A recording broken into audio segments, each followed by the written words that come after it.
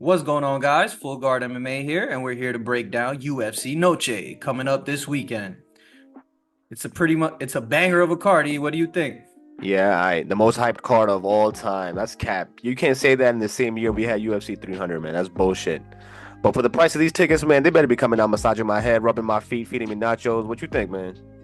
You heard Uncle Dana, man. He was talking about, yo, we're gonna get it's my personal love letter to the Mexican people. When he has like one Mexican fighter that's of relevance in his entire promotion. I mean, he's talking about, oh, you're gonna get the chairs are gonna move and you're gonna see. You know what I'm saying? Dana talking like no one's ever gonna do this again because no one's gonna ever want to lose this much money on a fucking fight card.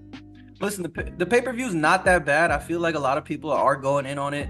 It's not that bad, but the amount Dana White hyped it is crazy. But It moving better on. not fail. First Let's fight of start. the night. Raul Rosas Jr. El Nino Problema versus Aoriqileng, the Mongolian murderer. Who you got in this matchup at 135, E? Man, 145. China's finest right here. No, I'm just joking. For I'm Mexican pretty sure he's Independence Day, Mongolian. it says China right here, man. Oh word, oh word, my fault. His nickname is It the says China Mongolian on murderer. ESPN. Fuck it. I think this is an easy matchup for Raul Rosas Jr. starting off the main card on Mexican Independence Day, being a Mexican. I mean, his only L in the UFC is to Christian Rodriguez. I think this is a favorable matchup for Rosas. You know what I'm saying? Can easily outgrapple Aoriqileng. Aoriqileng did get knocked out by Ayman Zahabi, who is not really anyone I respect in the UFC, except for his brother. Aoriqileng is 3-3 in his UFC. He's a very mid fighter, so I think this one's an easy layup for Raul Rosas Jr. El Nino Problema. Yeah, I'm gonna have to agree with you. Raul Rosas Jr. in his last five fights, he has three finishes. He did have that decision loss to C-Rod, but I feel like that's a learning experience. The kid's 19 years old. He'll be 20 in a month. I got Raul Rosas Jr. by submission in this matchup. On to the next fight. We got Edgar Chairez versus Joshua Van. A lot of people are very high on Joshua Van, saying he might be the next champion at 125. What do you think about Joshua Van in this matchup, E? Hey, listen, Joshua Van, I'm a big fan of. Dude comes to fight every time. I am just worried dude's coming off a knockout L to Charles Johnson, which was his first L in the UFC. 2 months ago, bro. Yeah, it's Two very months close. ago. Very close. Very close. Hard to. I'm How not you really how you confident. get cleared to fight off a knockout loss 2 months later? That's Hey, crazy work. listen, when you're 22 years old, man, you heal up fast as shit. Edgar is kind of an unknown fighter at this point. Not really much is known. He lost his debut versus Tatsuro Taira Sama. Tatsuro. Edgar does have a 6-inch reach advantage. He's also the taller fighter here. But at the end of the day, he seems like a journeyman. I think Joshua Van pieces him up. What you think? Hey man, no shame in losing to Tatsuro Taira. He's a bona fide stud, undefeated fighter. He's a number one contender fight in his next matchup. He's an absolute stud. No shame in losing to him. But I'm definitely gonna have to go with Joshua Van. I'm a little iffy on going with Joshua Van because he just got knocked out 2 months ago. That's the only reason why I'm hesitant to be so committed on this pick. But the hype is real on this kid. I don't want to give up on him. He's so young. Just got knocked out one time. Let's see. I'm going to give him one more shot. I think he wins this fight by knockout. On to the next fight. The most anticipated matchup of the evening. Yasmin Jauregui versus Caitlin Souza. Absolutely crazy fight. Absolute barn burner coming up. What do you think of this matchup, E? A real banger coming up in this one. I mean, Yasmin's a minus 500 going into this one. I mean, it's hard to say much more after that. She's more technical, 4-1 in the UFC, and she was undefeated before that. That's her only L in her career. Hard to go against a Mexican female here, man. You know, this is UFC Noche. You know what I'm saying? This ain't UFC Abu Dhabi, you heard? This ain't UFC London, England. It's hard to go against the Mexican fighters. A lot of them in this one. Some of them you could see. But Ketlin, I think she has a lot of championship bouts in the regional scene. She seems more technical, more crisp. I think she gets this one done, man, by decision. You going with Caitlin Souza in this matchup? Hell no, I'm going Yasmin. Yasmin. Yeah, I would have to agree with you, but she did. The only thing is her last fight matchup she won, but the matchup before that she was knocked out by Denise Gomez. knocked out. So that gives me where, women typically don't get knocked out in women's MMA. You know what I mean? That's a bad sign to me. I will go with Yasmin in this matchup. I think she'll get it done by decision. She's such a heavy favorite. I can't not pick against her. On to the next fight. Manuel El Loco Torres versus Ignacio La Waula Bahamondes. Yo, Nacho Bahamondes is a stud striker, man. He trains with Bilal. He's in that camp. He helped him prepare for Leon Edwards, but he's the underdog against El Loco. What do you think about this matchup, E? This fight could be a fight of the night, man. Both Latino fighters in this one. The crowd is gonna be erupting with this one. Ignacio is tough.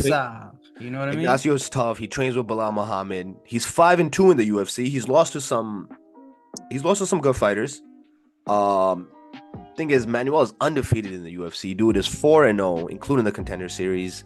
Has multiple knockouts and submissions on his records. Better grappler. Tough to say. Ignacio is gonna come in with a good game plan, but I'm gonna go with the underdog in this one. I think Ignacio gets this done. He has an insane height advantage. Dude is 6'3". He's fighting a 5'10" guy. I just think he's a bad matchup. Manuel Torres is a tough fighter, undefeated in the UFC, but I think Ignacio gives him his first L. Yeah, man. I'm going to have to agree with you on that one. I'm going to go with Nacho Bahamondes. He's training with the welterweight champion. He's training very closely with the welterweight champion. He was actually allowed into Khabib's camp to train as well. He's working. He's grinding. He has a couple L's, but he also has a lot of wins in the UFC, man. Ludovit Klein, he lost to him by decision, but Ludovit Klein's a stud, man. I'm sure we'll be hearing about his name soon as well. He'll be in the rankings at 155. As we all know, 155 is the Shark Tank division of the UFC. People are going to take L's, but I'm going to have to go with Nacho in this matchup. He's such a crisp striker. Manuel Torres is a stud. He's undefeated in the UFC so far, but I think Nacho is going to show him that true UFC veteran level in this matchup and get it done. On to the next one. We got former title challenger Irene Aldana versus Norma Dumont in the women's bantamweight division. Irene is the slight favorite. Who you got in this matchup, E? Actually, this fight is very even. They're actually both the favorites if you look at the numbers. Irene is a tough fight. I remember her fight against Amanda Nunes. She put on a war. I was very impressed. She also trains with the champ. Very durable. Grasso. Very durable. Very durable. Very good stand up. This fight, this one is it's a sleeper fight. Irene did lose to a bunch of former champs. She lost to Nunes. She lost to Holly Holm. Raquel Pennington, surprisingly, who's a champ now. But Norma Dumont, 7-2 in the UFC, 4-fight win streak. Both fighters here are a bit on the older side. Irena's 36, Norma's 33.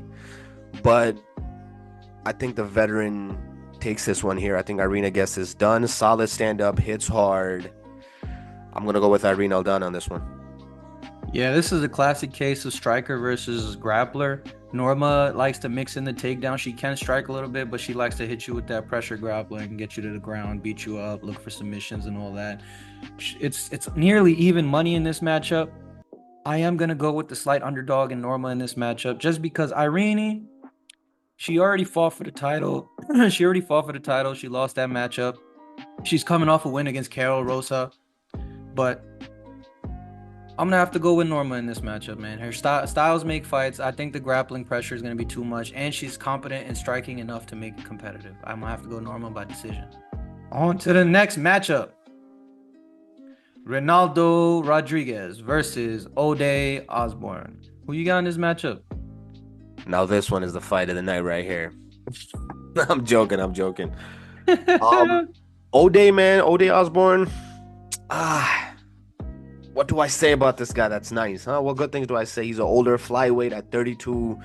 He is 1-3 in his last 4. I mean, he lost to Brian Kelleher, who's not really the best fighter. And then unlike the other side, Ronaldo Rodriguez in his prime, 25 years old. He lost in the Contender Series back in 2020 and just took that shit and has not lost since. And he's literally made his way back to the UFC, has shown improvement. I think he's just getting better. And he's a Mexican fighter fighting on Mexican Independence Day in UFC Noche. I'm surprised he's not a bigger favorite in this one. I'm going to take Ronaldo Rodriguez. I think he finishes him. Yeah, for all you bettors out there, man, minus 130, I'd go for it for Ronaldo Rodriguez in this matchup. 25 years old versus 32-year-old Ode Osborne. He's lost twice by rear naked submission. Rodriguez's last win was by rear naked submission. It just is a formula for disaster. I'm gonna have to go with Rodriguez in this matchup by submission. Thing is, Ode Osborne does have a crazy reach advantage, but I don't think he's gonna be able to use that one, man. I think once you're on a bad skid, Yeah, but you can't overlook in his last two matchups, he's been submitting by rear naked choke. And Ronaldo Rodriguez last matchup, he won by rear naked choke. So I mean, it's just a formula. there you go. There you I'm go. gonna go with the younger fighter in this matchup. He's more hungry. I'm going with Ronaldo Rodriguez in This this. is pretty easy, yeah. Moving on. On to the next fight. Moving on to the lightweight matchup between Daniel Golden Boy Zellhuber versus Esteban El Gringo Ribovics. Who you got in this matchup, E? Man, this fight right here is low-key one of my personal favorites and one of the fights that I'm most excited about. Daniel is the younger, taller, more rangier fighter here. I mean, dude's got an 8-inch reach advantage. Like, those long arms, man, it's tough. Daniel also trains at Extreme Couture. He's coached by Eric Nixick. So then, that game plan is going to be tight. It's going to be crisp. It's going to be on point. Eric Nixick is a solid MMA coach. Most respected one, in my opinion. I mean, he made Francis Ngannou into a champion. But on the other side, you have Esteban Ribovics, who knocked out Terrence McKinney. He also trains at a solid gym, Killcliff. Both fighters only lost once in the UFC. Both fighters have one loss on their respective records in total. One fighter is going to show his level in this one. This one could easily be fight of the night. With my prediction, I think Daniel Zellhuber gets this one done. I think he's going to come in with a better game plan. I think he's going to be more prepped. And with that 8-inch reach advantage, man, I think he's going to make it look easy. Coming up, we got T-City versus Diego Lopez. Two absolute stud jiu-jitsu practitioners that could get submissions at any moment of the fight, that can also bang on the feet. The absolutely fire matchup. Who you got in this matchup, E? Man, this one is a straight up banger right here. Hard to say who's going to win this one. If you look at it on paper, very evenly matched. And I'm surprised that, Brian Ortega is the underdog here. But he's a very live underdog in this one. The issue with him is he's just not that active. He last fought Yair Rodriguez. And I thought he was going to lose that fight, and then he turned it around and completely mauled Yair. So with the same logic, I think he could very well dominate Lopez on the ground and maul him. The issue with him is hopefully he shows up on fight night. Hopefully he doesn't get sick and actually makes it to the event, because Diego is a straight up dog. Dude is a true BMF, has said yes to multiple opponents on different weight classes on the same night. He does not give a fuck. And that's what the people love about him. That's what I love about him, man. I do have to say Lopez is much better on the ground than Yair, so I don't think he's going to get mauled by Ortega like that. Lopez is always looking for the finish. He's always looking to finish that fight at any point. Lopez trains fighters in Brazilian jiu-jitsu, man. His jiu-jitsu is elite. Like, yeah, he's always looking for the finish. Dude is elite in his own right on the ground. So, if he wins this fight, I think he could very well be a title contender in that division. I do think Lopez is better in the stand-up than Ortega, and probably just as good on the ground. So I think I'm going to have to go with Lopez on this one. I think he gets this one done, and I think he's looking at title opportunities after this one. What you think? I'm going to have to agree, but I also think that it's disgusting what the UFC is doing to Brian Ortega.